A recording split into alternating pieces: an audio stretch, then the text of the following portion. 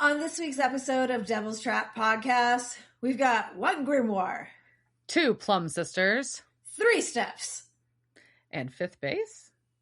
Let's do this.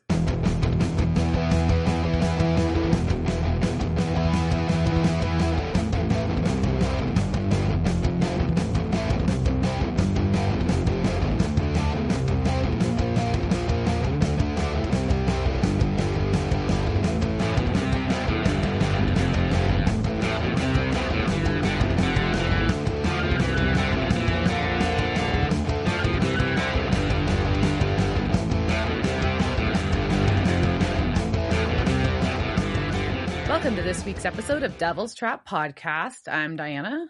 I'm Liz. And we're going to talk about Season 13, Episode 12, Various and Sundry Villains. I don't know why they named it that. I don't either. There was nothing in the wiki about it, and I just feel like it's a title he came up with. I mean, this is the one that the writer is Steve Yoki, and he's the one that always had like the names in it. So he had The Celebrated Life of Asa Fox and Lily Sunder and Tasha Paynes. And then he went to Advanced Anatology in this season. And so now we're at Various and Sundry Villains. So I don't know what his theme is and I don't get it. Me either. It's okay. Yeah, it's fine. What have you been up to? I've been I guess I've been busy, but not, I don't know what else to say. I feel like I had finally had some chill time, and I don't have anything crazy to share. I got caught up on School Spirits finally. That's my big excitement, and went to some cute vintage and resale shops in the suburbs this weekend. So shout out to Alice Bowie, super cute vintage store, and that's about all I got. Nothing. I'm busy with work or trying to relax and do shit around the house. Like, not exciting life. Just pool time when I can. Yeah, that's called life. That's normal. I know. And most people, all the things. Most people are not going to rock and roll concerts every night, Diana. Most people just kind of go to work and go home, and that's what they do. So yeah, it's called weird for me. I know it's weird. How about you? What are you up to? Oh, just hanging around, literally. And so it's just aerial stuff right now. The Texas Texas Aerial Gathering is this weekend at my gym and other local gym. So there's going to be a bunch of workshops, and people are coming in from all over the state, and some from out of state to come hang out. Literally. And do all this stuff. So it should be interesting. It's the first one of its kind. I have no idea what to expect, except they have some social gatherings, and I probably won't be going to the social gatherings just because they don't fit into my schedule, but they're late at night, and so I'd have to get mother care. I don't say child care, but so anyways, but it should be interesting to have that a whole bunch of new people around. Yeah. I'll add some new flavors to what's going on. Yeah. So that's all that's going on in my life. Nothing else is really happening. So just being hot as shit outside. It's the dog days of summer. It's where we're at. Yep. And nothing's really going on in the boys' land. I check their feeds. Nothing there either. So yeah, it's that time of year. It is. Yeah. So let's just talk about this episode. So This is season 13, episode 12, and it first aired February 1st, 2018. And it was directed by Amanda Tapping, who we know as the angel Naomi, or as I like to call her, Naomi. Mm-hmm. And so she was on the show for quite a while, and directed last season's episode 19, The Future. And then we already talked about who this was written by. Yeah. So when we get into our recap, we start off with Rowena. We get the Black Grimoire. Dean was cursed. She gave the book back to Sam. Lucifer brutally murdered Rowena. Lucifer's grace being taken by Michael, and Asmodeus, collected Castiel and Lucifer. Yeah. And we're going to Wichita, Kansas. Mm-hmm. Just north of Wichita on I-135.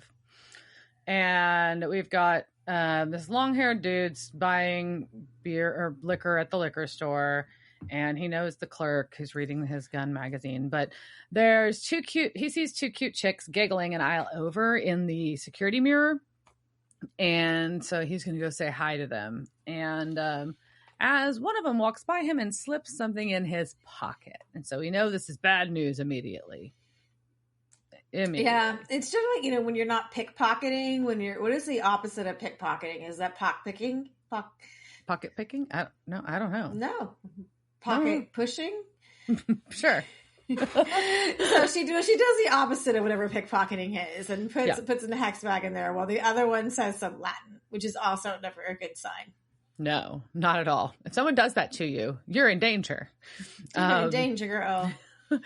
And his eyes shimmer, and he looks at one of the girls, and it has basically just sees super rose-colored glasses kind of vibes, and we get some sexy sax music playing. And his eyes go pink, so it's there's a whole bunch of eye stuff in this episode. So his eyes go pink, and he's in love. And the girl starts talking him up, and his name is Dale. Dale. And she's Jamie, and that's her sister Jenny. And they're on their way to Lebanon, Kansas, and he has never heard of it, which is surprising because they were Wichita, and Kansas isn't that big. It's just not. Yeah. But they're out of gas money, and they want him to be their hero.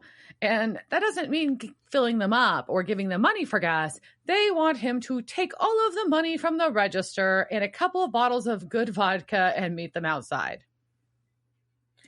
Okay. And he's like, well, what about Marty, his friend who works there? And she just says, what about him? And kisses him on the cheek. Yeah. And next we see Marty go through the door. Yeah, poor Marty. And Dale is walking outside victorious with a bag of money and booze. But Jamie has a sledgehammer. For protection. Yeah, because that's what all girls carry for protection, right? I don't know what you have in your purse. And they're like, yeah, a guy in there just got killed. It was pretty funny. It was a really funny side comment. Anyways, but that means Marty's dead, which is sad too. He's not just thrown knocked out through the window. Yeah. But Dale is in love, but Jamie's already forgotten his name. And they share their mom's 3 steps for looking out for themselves. And that is always look your best, never get attached to a man, and always make the death look non-magical so you don't attract hunters. Makes sense to me. And then Jamie kills Dale with the sledgehammer. Yeah. Well, Jenny counts the money. Because that's all that matters. Important things. So we go from there to the bunker. And Dean has brought out some reading material. And it's all the books that talk about alternate realities. And Sam is still in a mood. Yeah. He's just not optimistic with Jack gone. He's literally in an alternate reality. And Dean's like, look, we're going to find him or we'll just figure out a plan B. We just got to put our heads down and do the work. Oh, Dean, the motivational speaker. So he gives him, after that pep talk, he's going to do his next thing, which is go on a beer run. Well, but maybe they should fill Cass in at some point. And Sam's just like, what's the point? We'll do it when they calls. He checks in every day. And then they show Cass in the jail cell. And we're like, oh. But that's interesting. So Cass has been checking in every day while he's been in the jail cell. That's how far Asmodeus went on this. Well, you think about it. He's also keeping tabs on them, too. That's true, because he said, yeah. Yeah, because he finds out what they're doing. Yeah. It's true. They said that he has a lot of questions and not a lot of info these days. Clever. Yeah. So we go to where they're holding Lucifer and Cass in these jail cells. Jail cells. And a demon comes by Lucifer's cell, and they call him Dipper. Yeah. And then there's some penis jokes. Yeah. Then Lucifer grabs the bar and it zaps him. And Lucifer does not like Dipper. No, he doesn't at all. He says he's not nice. But he's also talking about he's not nice. And if he has a little more power, he'll tear this place apart. So Cass is just kind of sitting there and he's just like, they know you don't have power. So this doesn't really work. But Lucifer still wants some of Cass's grace. That's his answer, because so that he can then kill Dipper, because he really hates Dipper. And Castiel just like, Castiel's kind of like, oh, you know, it's like being a cannibal eating the grace. It's kind of a weird term, like way he tries to flip it. But Lucifer is just flipping it back to, there is no I in team, because he wants to be on Cass's team for this. So either way, they're talking about Asmodeus, but he doesn't know where Asmodeus got his shape-shifting power, which is interesting. That is something that Lucifer did not grant him. Right. And he also says that Asmodeus was his weakest creation. So Cass points out that Lucifer just said he was too weak to overcome even his weakest creation. And then Lucifer tells Cass to shut the fuck up and go back to yourself. And so we go from there to Kansas, where Dean is walking down the street with some beer. And y'all need to buy more than a six pack at a time. You drink way more than this. Like, yeah, I guess maybe get you out of the bunker to go pick up some more, but there's two of you. One of you is the size of a Mack truck. I can't imagine. You know how many beers it probably takes to get Sam Winchester buzzed? Oh my gosh. Well, and as much as they drink, like, oh, you're gonna have 3 each? Is that what we're gonna do? When are you going back to the store tomorrow? Later today? How is this gonna work? Also, how do they not have beer guts? Anyway, so beyond that, Dean hears some crying, and he hears someone crying for help. So of course he's gonna go running, and her coat is so cool. And we've got our witchy sisters, Jamie and Jenny. Jamie is laying on the ground pretending to be unconscious, and Jenny is like, oh, help. And he gets a hex bag slipped in his pocket, a magic word whispered, his eyes shimmer, and Jenny suggests that maybe a kiss to wake up true love. So he kisses. Yeah, so now we got some non-consensual kissing happening, even though Jamie seems to be down for it. He doesn't know. It seems pretty consensual. Her sister consented for her. It's just like it's a random person you just met on the street and you're just going to start kissing. Well, they didn't even meet her. She's unconscious. Yeah, so just like some like dead girl, like, okay, I guess I kiss you now. So, but she wakes up and she asks if he is Dean Winchester. So she knows who he is, and he is feeling good, real good. Oh yeah. And then we get Dean entering the bunker with beer, and he is whistling, and he is a happy motherfucker. And Sam's like, you know what? I think you're right. I think we should call Cass. Then he's like, wait, are you okay? And Dean is in love. He calls himself full-on Twitter-pated. But apparently he describes his new love as sweet and beautiful, and he is going to ask her to move into the bunker. And as he's talking, he is unwrapping the Black Grimoire. It's a gift. It's a gift for Jamie because she's his soulmate. And she even asked for the book by name. So that seems like it's some kind of cosmic fate, you know? And Sam's just like, oh my God, I know what this is. Don't you remember Becky and Vegas? And Gene says he does not. No, he does not remember Becky and Vegas. And Dean continues to tell Sam to be nice because she's got a sister and they might fall in love, and the less attractive siblings being together might be kind of cute. So Sam will let Dean leave, so he punches him out. Dean brings the girls the book, but Jenny is upset that he didn't bring Baby because she wanted the car. Yeah.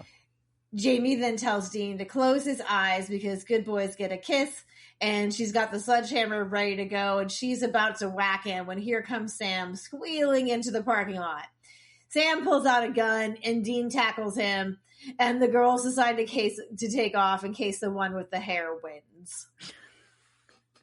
Which was really funny. I appreciate that line. So they get in their Volvo and drive away. While Sam and Dean are wrestling and fighting on the ground, Sam manages to find the hex bag and throw it away, but that is not sufficient. Dean puts him in a chokehold and says, I'm sorry, but I love her so much. And then we have like a spark thing hits them, and the hex bag turns pink, and we hear clicky clack of high heels and see some red boots walking up. stunning boots, just stunning red stiletto boots. They're really pretty boots. And who was wearing them? But Rowena! Hello, She's boys! Back. Yay! Looking so amazing. Rowena is back. And so we go from there to our jail. And Dipper tells Cass that they haven't forgotten about him. The boss has big plans for him when he gets back. And Lucifer's like, yeah, we're all going to be dead, though, because Michael's going to murder everybody when he gets here. And Cass is like, if. Anyway, so Lucifer shares that every version of my dick brother, it doesn't matter the cost or who dies, it's just how he rolls. I like how he calls him his dick brother. But anyway, so they're discussing how much time they have. But, Lucifer says it just depends how much time Michael spends torturing Mary. And I don't know if he's actually means this or if he's just really trying to convince Castiel by appealing to him. He's fucking with Cass. And because he's just and Cass is just stops him, and they start debating about what lying is. So that's why I think he was lying. And then Cass is just if you want some truth, I'm going to drop some knowledge about your son. He likes movies where the good guys win. He's thoughtful. He's emotional. He's remarkably intuitive. In fact, he just resurrected me out of fucking instinct. He didn't even have to get a playbook or anything. That's how cool your son is. And then Cass is I'm going to twist this knife a little more. He doesn't even look like you. He reminds me of his mom. And Lucifer gets so mad that he swings his arm and the stick moves. Yeah, so he has more magic when he's pissed. That's what we've learned. Yeah. Not magic, power. Power, I guess, yeah. So, Ruh-roh. So, back in the bunker, we've got Sam and Dean and Rowena, and they are asking how she's alive because Lucifer explained how he killed her graphically to them. And she's like, yeah, that happened, but I took precautions. I just temporarily died. It just took, a long time. And now I need the Black Grimoire. That's what I need. She doesn't want to go through that pain again. And she put a tracking spell on it in a moment of weakness. And the reason that she really wants it is because the Grand Coven cast a binding spell on her that limits her power. And she thinks there's a spell in the Black Grimoire which could help her. And Dean's like, that's fun. We don't want you to be stronger, though. So I don't know how that's going to work. And Rowena's like, look, I'm afraid they're going to actually damage this book, those girls. So... And Sam and Dean are worried they're going to do bad things with the book. So maybe they can help each other. And Sam's like, no, we've handled witches before. We don't really need you, Rowena. And she's like, oh, no, I've changed. I've changed after having my skull crushed and being burned alive. I mean, it could change a person. It could. And there's always, whenever they show her disturbing little body, like just all shriveled up, it really gets me. But besides that, she points out that it's her tracking spell. So they want to find the girls that they need her. Also, where is her son? So before they have to answer that uncomfortable question, we cut to a hardware store. Yeah. And Jenny and Jamie are gathering things in a basket, and Jenny's sharing that she can't read parts of the grimoire. It's not because it's too complicated. It's because it's so old. There's symbols in there that their mom never mentioned or taught them about. And so they're going to have to improvise. And the clerk at the store aggressively asks if they're going to pay for their basket of things this time. And they are not thrilled with her. Well, Brenda is pretty fun. I like her because she's reading a cat magazine. Yes. And one of them, I don't know, I didn't know if it was Jenny or Jamie, thank you for reminding us how shopping works, which I also thought was a fun way just to think. So anyways, Jenny thinks the spell needs a soul. Jamie says, okay, and they eyeball an employee. Yes. From there, we cut back to the bunker where Rowena has now learned that Crowley is dead. Or as she calls him, Fergus, obviously. And Dean and Sam are explaining how he changed so much. He killed him. He got killed, or he let himself get killed for us. He's changed a lot, and she would be proud. And she's like, no, that was my only child. I would rather have a living son who hated me than a dead hero. So, and they're like, well, he helped us get, Lucifer trapped in the other reality. So that's good. That's good, right? And she's like, no, Lucifer's never gone. So there we go. So they're going to talk about the grimoire and what these girls can do with it. And she's like, they have to have a plan. And I give them credit because they outfoxed y'all big time. Yeah. And then she asks Dean if they got to 5th base. And Dean says that isn't a thing. And Rowena calls him sheltered. Poor Dean Winchester, not knowing about 5th base. So Rowena says also maybe if she helps them, they'll change their minds about helping her. Yeah. So we cut back to Jamie and Jenny are at a house, and there is a dead lady who is we figure out is their mom on a table, and they've got the book and they got a bunch of candles.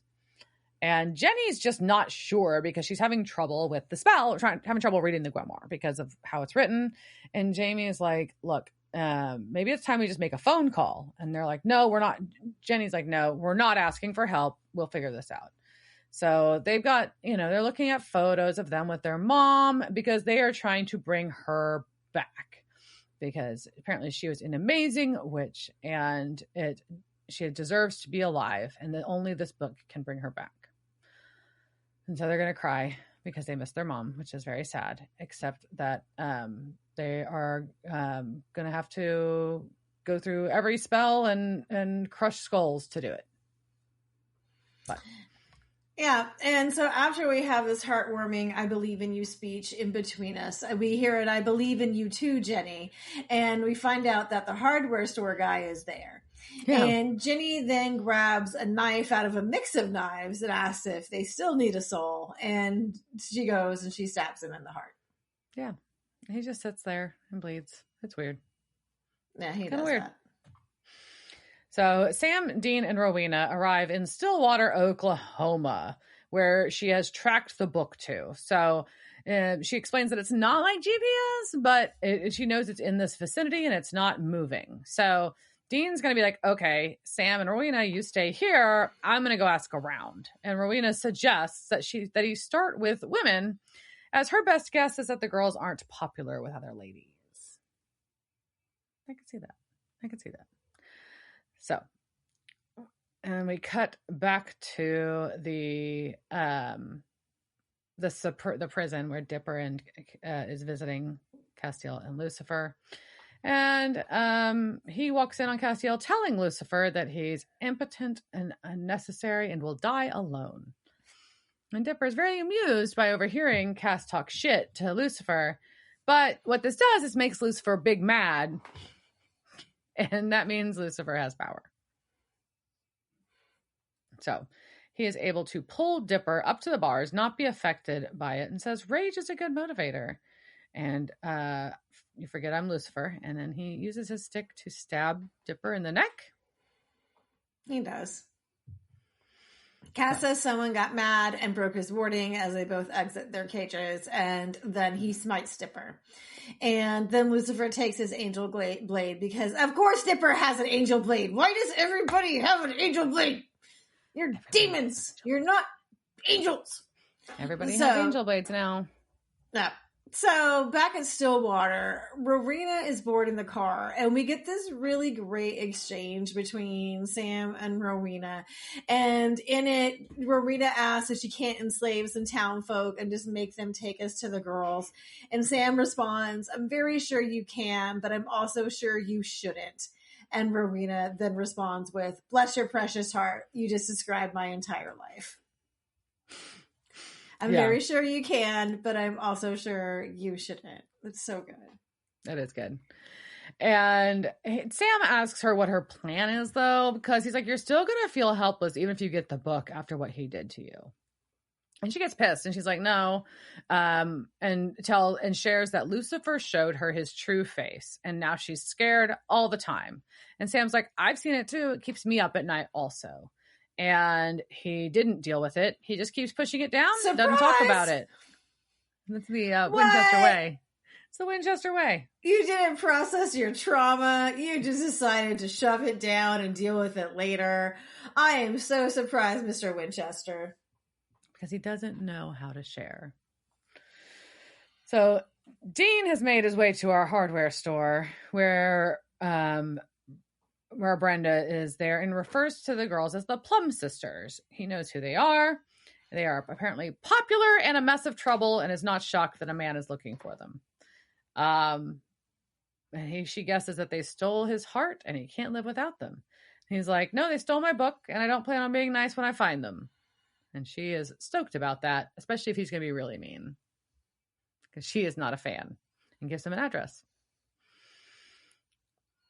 But back at the car, Sam is telling Rowena that she's not going to be able to change what happened. And the fear, the being scared doesn't really go away.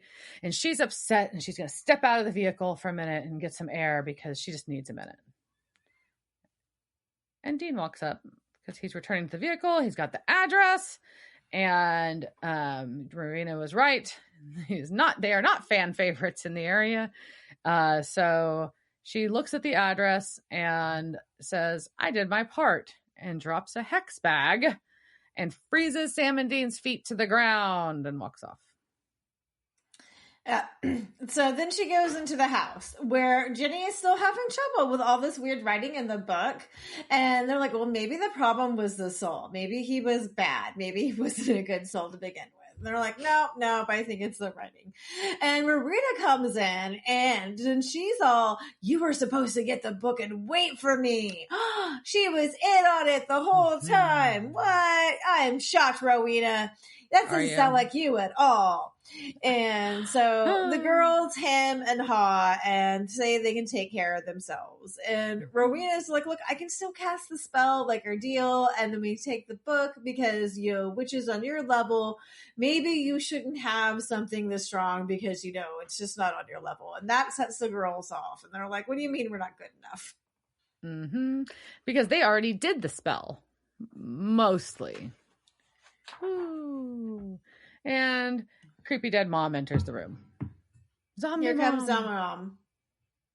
And they're like, oh, step one of bringing her back. We just have to finish it after she kills you. And Rowena's like, it's not my first zombie. I got this. But apparently this zombie mom is immune to magic. I don't know. So, yeah.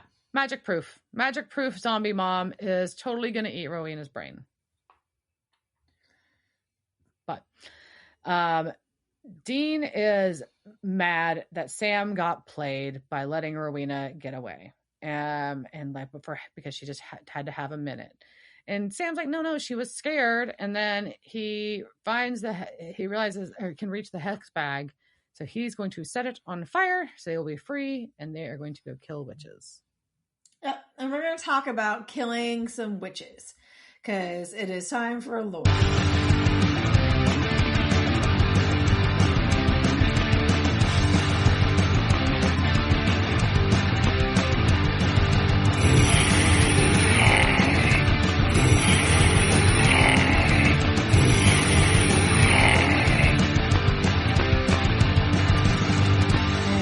Say witches, I mean women, but So we're traveling back to the 1600s when England was ruled by James Stewart, a man who strongly believed that witches plotted daily for his demise and who published a treatise on witchcraft, demonology, and I heard it called today the Demonarium. But I'm going to call it demonology because that's just what my sources said. So, which said that it was a duty of every loyal subject of the monarch to denounce witchcraft wherever they might find it. And James was completely convinced that witches were going to undermine the social order. And lowering the bar for capital conviction in 1604, the Witchcraft Act made it a capital offense to make a pact with the devil, conjure spirits, or seek a familiar. Prior to this, to prove witchcraft, there had to be physical evidence of maleficium, so injury to a person or an animal, or death. But we're going to really talk about people who were in Pendle, which is in Lancashire. And the people in Pendle were poor. and struggling. The Duchy of Lancaster had demanded a lump sum of 12 years' rent to confirm land rights, which led to a 39% increase in rent for subtenants, so everybody was real poor and hungry. Additionally, many of those in the Pendle region continued to practice Catholicism in secret and were viewed as lawless and subversive by the city folk of London. The dissolution of nearby monasteries and abbeys left a gap in the care for the poor. The Elizabethan Poor Act of 1601 placed responsibility for caring for the poor on the parish of their birth, but the sick often relied on local cunning folk who used herbal remedies, charms, and primitive healing techniques.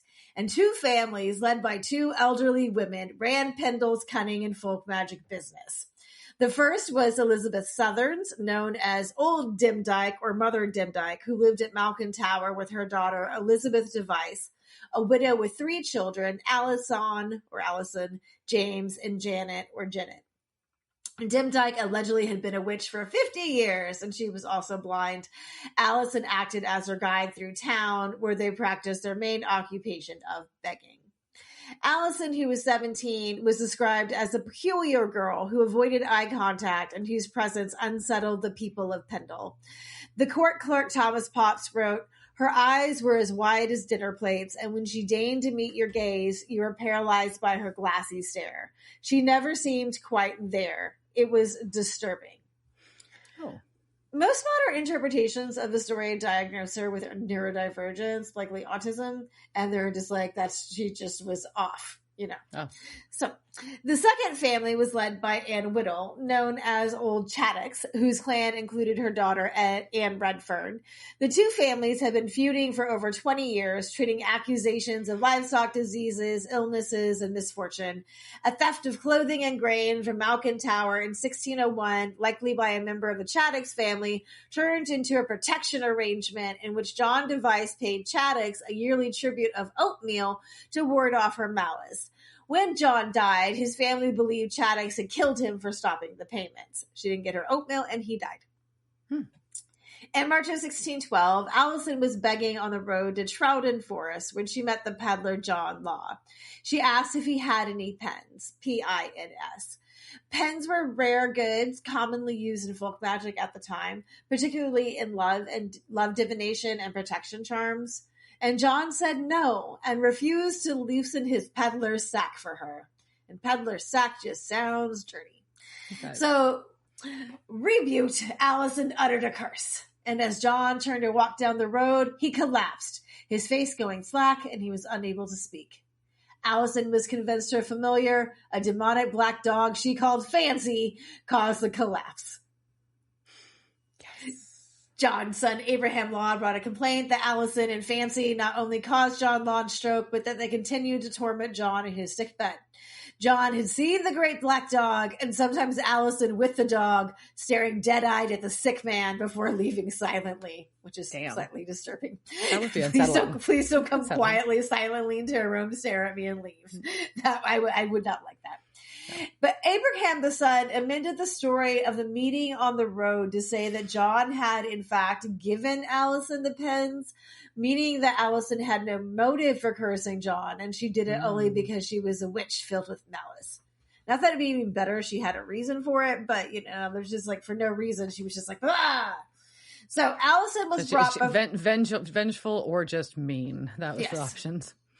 So Allison was brought before Magistrate Roger Noel on March 30th, 1612, who used leading questions to extract a confession that fit the legal requirements of the 1604 statute as well as his ambition. People who wanted to suck up to King James wanted to bring him witches. So not only, though, did Allison confess to her familiar striking down John Law, she told him how she cast the curse. She said after she was refused the pens, her familiar appeared before and asked, "What wouldst thou have me do at that man?" "What canst thou do at him?" Allison asked. "I can lame him," the dog replied. Allison agreed, and before the peddler was gone 40 rods further, he fell down lame. Allison said that she got the familiar after selling her soul for the power to do anything in the world. Whoa. It's a pretty big power. That's a big power. It is. So in addition to confessing her crimes, Allison also accused her grandmother, who she blamed for her corruption, of performing a ritual which killed the daughter of a neighboring farmer. And then, not only sticking to her own family, Allison started throwing the Whittles, the Chaddix family, under the witchcraft bus.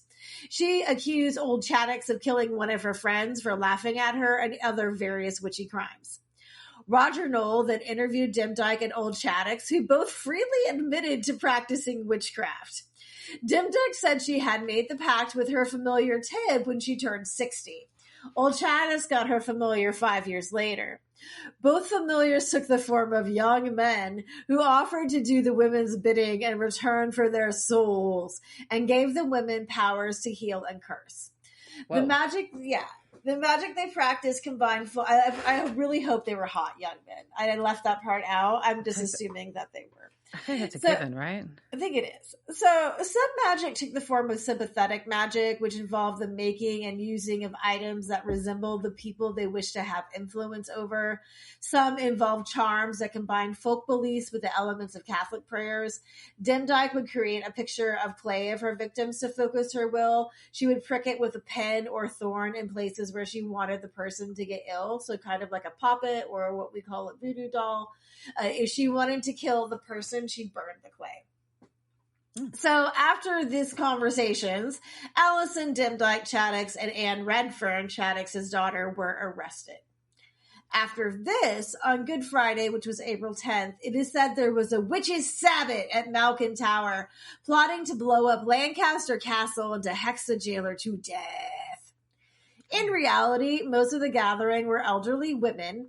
James Device stole a sheep to feed the group, but it just did not look great to have a bunch of people meeting on Good Friday, which was the sacred day in the Christian calendar, and a subversion of this into a witch party would be super heretical. Add in a plot to explode a castle, and you have escalated from witchcraft to high treason against God and the crown. So the suspected witches were arrested and committed to the dungeons of Lancaster Castle, which were pretty bad as far as dungeons go. There was, I don't know they're good dungeons, but there was no lights, there was no warmth or sanitation. Dimdyke would not survive the accommodations until trial. She died before she even got to court. Damn. 21 people were on the jail calendar for the assize judges for August 18th. The assize, I just like saying that word, the assize, I know it's the assize. So the assize judges visited Pendle twice a year. Court was presided over by judges Sir James Altham and Sir Edward Bromley. Bromley was hoping for a transfer to a judicial court nearer London and knew that a successful conviction of a dangerous coven would demonstrate his loyalty to a witchcraft-obsessed king. Altham was trying to restore his reputation after being accused of a screw-up at the York Assizes earlier that year. No counsel was provided for the defendants, and they could call no witnesses of their own. The evidence presented relied on their confessions and was undoubtedly influenced by neighborhood grudges. Old Chaddix was the first on trial, accused of murdering Robert or John Nutter 18 years before. She pled not guilty, but confessed after evidence was presented that Dimdyke and James Device had said earlier to Roger Knoll. Elizabeth Device was next, and she was charged with 3 counts of murder. The key witness was Jeanette, who was placed on a table in the center of the courtroom because she was 9, so everyone could see and hear her. Jeanette testified that she had been a witch herself for 3 years and that she had conversed with a spirit in the shape of a dog. She accused her mother of murdering local villagers and having a familiar spirit in the shape of a dog named Bob. She also talked about making clay images in order to cause death. So 17th century English courts normally wouldn't allow a child to testify against their own family, but there were exceptions made for witchcraft trials under King James's Witchcraft Act of 1604, in which he argued that since witchcraft was high treason against God, normal evidentiary rules don't count. Of course. Jeanette said there were about 20 people at the witches' feast of beef, bacon, and mutton, and she pointed them out in open court, including the wealthy gentlewoman Alice Nutter, the weaver's wife Catherine Hewitt, alias Mold Heels, and the mother pair son Jane and John Bulcock. She even described where everyone sat. Elizabeth would have to be removed from the courtroom because of her screams of anguish at her daughter's betrayal. She would be found guilty. James was tried next and also found guilty. And Redfern was tried for the death of Chris Nutter 18 years earlier. The evidence hinged on Nutter's daughter, remembering that her father believed he was a victim of a curse. She also had been seen making clay image devices by James. She had been seen making clay images by James Device and was found guilty. Next was Alice Nutter, who was not like most of the accused, and the name is probably familiar. She is in Good Omens. She's a character in that. A lot of the characters in Good Omens were named after the Pendle Witches. But in addition to that, the singer for Chumbawamba changed her name to Alice Nutter. So that's funny. Yeah. Okay. So there's a statue of her. Anyways, Alice Nutter is one of the more well-known names of this. So she wasn't a cunning woman, nor was she poor. She was the widow of a farmer and had land, and her children were of, quote, good hope, which I assume means they were not assholes. Jenna would choose her by hand in the courtroom as an attender of the feast. Some historians have speculated that she was in a land dispute with Roger Knoll, and her death served to reward her rival with her property. Another theory is that she was a member of a Catholic family and that she kept her silence during the trial because she attended a secret mass on Good Friday and she didn't want to get any renegade priests in trouble. So whatever the case, her conviction would be used to send a message to other Catholics in hiding at the time. Catherine Moldheels Hewitt was also convicted based on Jenna's testimony. Jenna's evidence against John and Jane Bullock was even more absurd. Jeanette remembered John turning a spit on which they had roasted the sheep that Good Friday. Since it was illegal to aid or assist a witch, this was enough in 1612, along with other hearsay evidence to seal the fate of both defendants. Kind of reminds me of that law, like when you're present at a crime, just because you're there, like then you're a part of the crime. And this is like you're just turning a spit with the witches, and that was assisting them. So you are now a witch too, and now you're being hanged. Yeah. Then Margaret Pearson was tried for killing a horse by riding it to death, which was called being hag-ridden, from which we get the modern word haggard. Today I learned. Yes. I like that. So, yes. I don't like the idea of that. I like learning about words. Yes, I like learning about words. We like etymology, not horse death. Correct. So she was convicted, although not condemned to death, and said she was to be pilloried for 4 consecutive market days. That's when they stick your hands in the stocks and people can throw things at you. And then she also was condemned to serve a year in prison. Allison would be the last to be tried, and the star witness against her was John Law, who had to be assisted into the court. Allison again begged for his forgiveness. The court asked her to restore his health, and she said she wasn't powerful enough of a witch to do that. Demdike could have, but she's dead, so no dice, John. Damn. So eventually 9 people were sentenced to hang for witchcraft on Gallows Hill. Elizabeth, James, Allison, Anne Whittle, Old Shaddocks, and her daughter Anne, Alice Nutter, Catherine Hewitt, a.k.a. Moldhills, and Jane Bullock and her son, John. It is thought that their bodies were thrown into unmarked graves or a pit on the moors, as those convicted of witchcraft were denied burial in consecrated ground. 9-year-old Janet was not convicted. She was she was arrested as well. So, but because of her testimony, she was set free. However, in 1633, she was accused of murdering a local woman by witchcraft by a young boy named Edmund Robinson.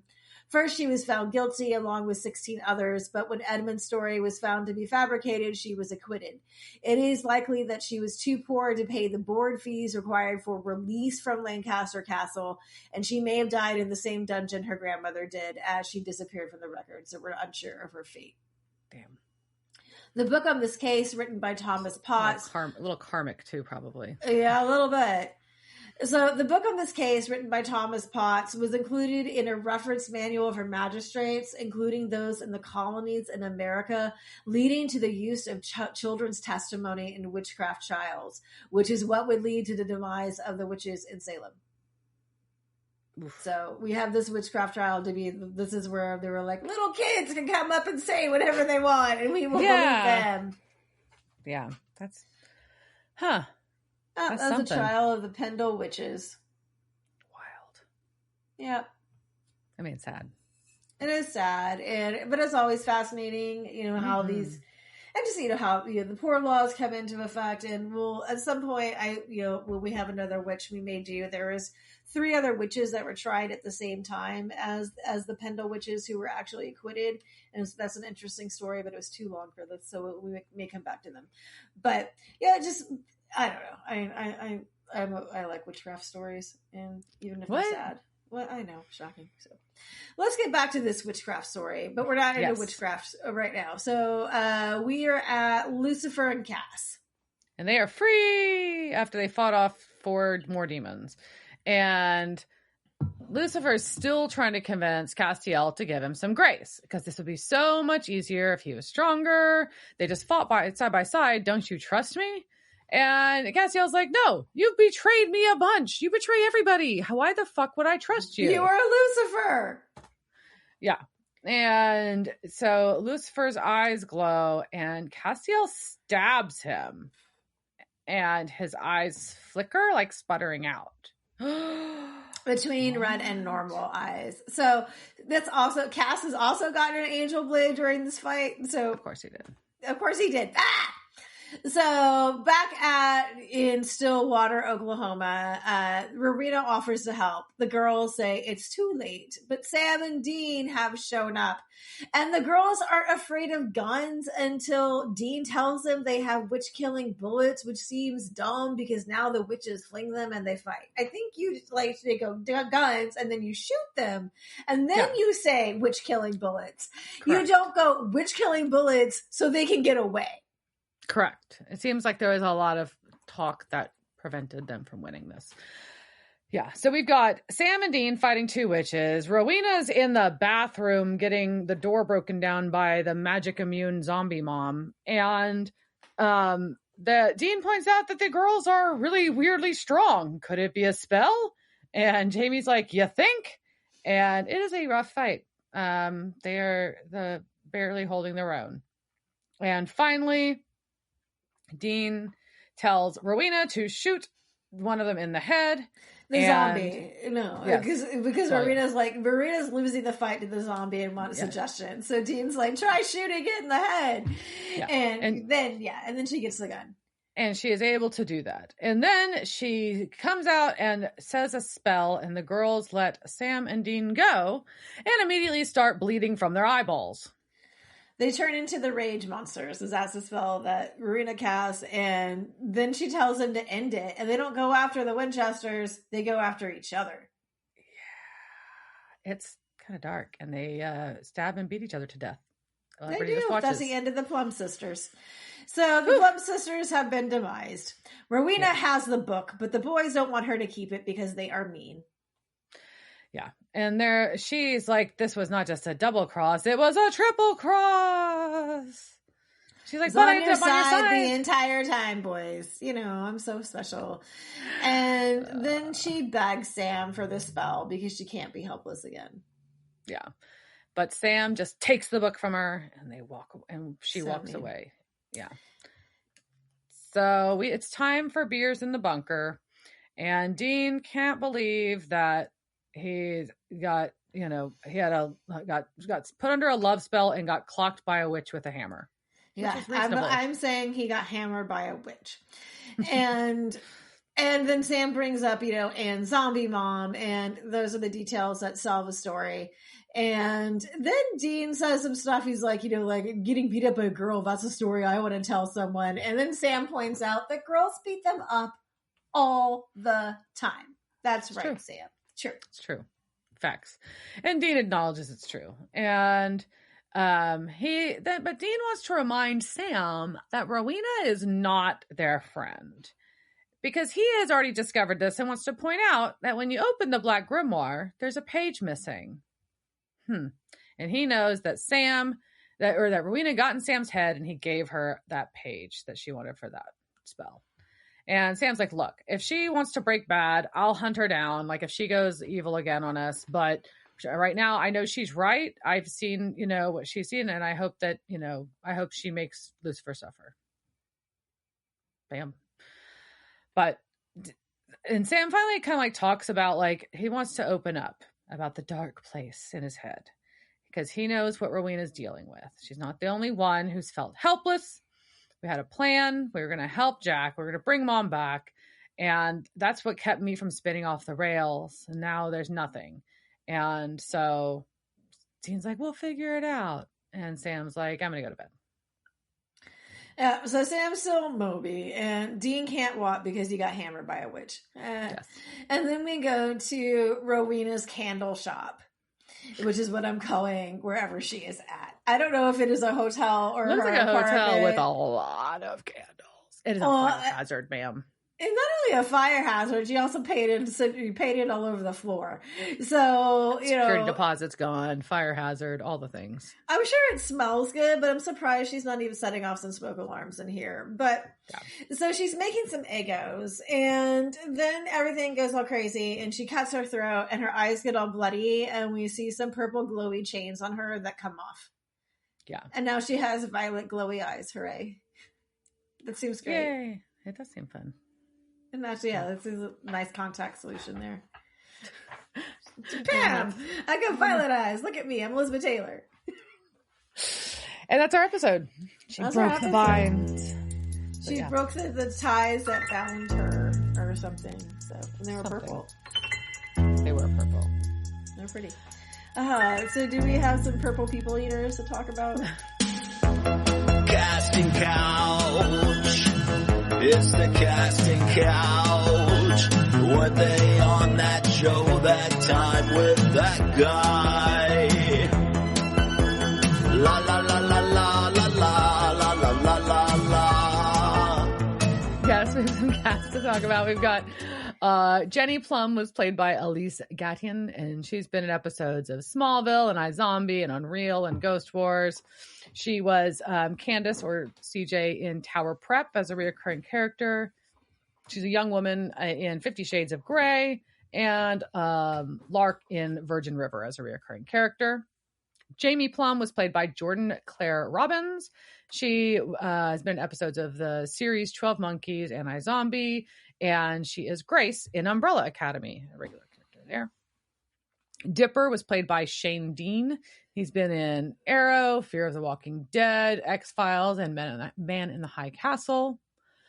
Marty, who died at the very beginning, he's somebody that picks up small roles in Supernatural from time to time, played by Sean Tyson. He does a lot of stunt work, so that's most of his repertoire, but Legends of Tomorrow, Charmed, Nancy Drew, and Supernatural, actually. Then he's also been seen as an actor in 4400, Smallville, V, Lucifer, iZombie, and Fire Country. Dale was played by Mike Koval, and he's also Kovac, and he's also been someone that we've seen before. He's mostly stuntman as well. Van Helsing, Batwoman, and Last of Us are some of his credits in the stunt world. Brenda, our clerk, is played by Angela Moore, also someone that's been in another episode of Supernatural, but she does the voice of Lucy in Snow Dogs. I thought we should know that. And then she was Ms. Miles in the 2003 Wrinkle in Time movie. She plays the wife in iRobot and is a shelter worker in Noelle. Our clerk that gets murdered is Adam Klassen. He's been in episodes of Siren, Riverdale, and Murder in a Small Town. And our zombie mom is played by Sharon Sims, also a stunt woman who's been most recently doing stunts in the series Elle, but she's also done stunts for The Last of Us, Sonic the Hedgehog, Trackers, Predator, X-Files, Snakes on a Plane, X-Men The Last Stand. She's the Man as Amanda Bynes' stunt double, and Blade, Trinity, iRobot, and Rollerball. All things she did stunt work in. So, yeah. There we go. Oh, man. Well, so we got Rowena back. That's the big news. Rowena can big never news die. of the episode. Yes. And then we get the tragic reminder that we no longer have Crowley, and also get to see it's interesting to see her reaction to Fergus being dead, as for happening for real for her. Yeah. And her actually having emotions for it and not just blowing it off. Yeah, it's all right. Probably like, because I think the rest of the episode, a lot of her emotions were hard to read as to the reality of them for her character, because she does use them as a tool a lot. I think the fear part is real a little bit, but obviously that reaction was probably the most legit. And then I think, I don't know, I think, Dean still trying to give Sam the pep talk was definitely an important part of the episode too. But we also got Lucifer figuring out how to, gain his power back by being pissed. Well, I mean, but on the Sam thing, Sam's already moping, right? Yeah. So he's already kind of in, and if we're, serious, serious diagnosis land, Sam's someone who's, probably suffering from depression, at least has like serious trauma issues here. And now we have Rowena basically, reminding him of trauma he hasn't processed. You remember about all the time that you saw Lucifer's true face and, all the horrors that you were going through that you have not dealt with, that you have just, put behind that wall that Death set up a long time ago. That too. So it's interesting to have, the solution still not be that Sam deal with his trauma. Like, I feel like it's still kind of getting pushed further down. Even when he tried to process it with Dean was giving still kind of that we don't process our trauma in this family kind of vibe. Like, you should still be happy, and I want you to be gung-ho moving forward, but I want to talk about the sad stuff. It's kind of I think it's hard. I think it's hard for Dean to cope with Sam being in that mindset, because historically, when Dean's been the one that's gotten upset, Sam's the cheerleader for the family. So that's the harder part. So yeah. I know, but Sam's has been moping for has been going on for this is his time to do that. So yeah. He's allowed to be sad sometimes, I guess. Oh, I mean, he's allowed to be sad. I just wish he would process the sad instead of shoving it down or walking off on Dean when he gets upset. No. That's not going to solve any problems. Everybody copes differently or chooses not to cope. I'm just teasing about the characters. Okay. So, yeah. But yeah, it was a fun episode though. I thought the characters were fun. I don't know if I want more of the Plum sisters. That was a little stressful, but I was entertained by them. I think they were fun characters. I think mainly because they were dressed cute, and that can take you really far. So they were dressed cute and they had good hair. They followed their mom's rules. That was, They followed their mom's rules. I appreciate a chick who can wield a sledgehammer. That's very heavy to do that effectively. It's very heavy to do that effectively because, I know she wants him to hold still, and that helps, right? Like, I couldn't swing a head sledgehammer at a moving target. That's a lot. I know. By the time it starts coming down, it's like the force of it. The momentum, right? Because you're so, momentum and gravity. You gotta be accurate. I know I'd hit my foot. Don't do that. That sounds very painful. It sounds very painful. So I don't think I need a sledgehammer. No, I agree. I agree with that assessment. I don't want one either. No. I mean, they're fun tools to have, but no, I kind of want a sledgehammer. It seems like something like who has sledgehammer? Why do you have a sledgehammer? Is that part of your tool, your garage thing? I just cleaned out a house where someone lived for over 40 years. I didn't find a sledgehammer there. I don't think we have one, but I could be wrong. I'd have to ask. That'd be a question. I feel like it. I don't know. I know I have a crowbar. I guess you get them at Home Depot, right? I guess. Where does one buy a sledgehammer? So many questions. So many things I don't know. I'm going to assume a Home Depot stop. Yeah. Or whatever. She was in that hardware store. Yeah, she in the hardware store Becky worked at. She stole it from Brenda. Or Brenda, excuse me. Brenda. Yeah, Becky was Becky got mentioned in this episode too, so it threw me off. I know. But Brenda would probably be very concerned if she saw them buying a sledgehammer. They must have bought it somewhere else. Well, or stole it. Oh, it sounds like they don't pay for much. Facts. Oh, I don't know. I enjoyed them. They were shallow, and I could watch more of them. Yeah. I'm not saying I like them. I just say I enjoy them. I appreciate the difference for sure. Yep. Oh man. But yeah, I'm intrigued to see where we're going to go, having Castiel and Lucifer on the go and with whatever they're going to try to do. We've got a lot. I mean, we're halfway through the season and we've got a lot to address. So a lot to go on. We still don't know where Jack and Mary are. So we gotta suss that out. And then that, whatever, Kaya in a robe, whoever that is, coming around now. So we haven't seen that in a couple episodes either. Nope, haven't seen that one either. We'll see. I guess we'll see how that ends up. All right, I think that's a note we ended on. So cheers, Jerk. Cheers, bitch. Devil's Trap Podcast is a Don't Get It production. Meow. Devil's Trap Podcast is part of the Ship It Studios podcast network. Thanks for listening to this week's episode of Devil's Trap Podcast. You can follow us on Instagram at Devil's Trap Podcast, Twitter at Devil's Trap Pod, or you can email us at devilstrap@devilstrappodcast.com. Don't forget to subscribe, leave reviews, and share with all your friends.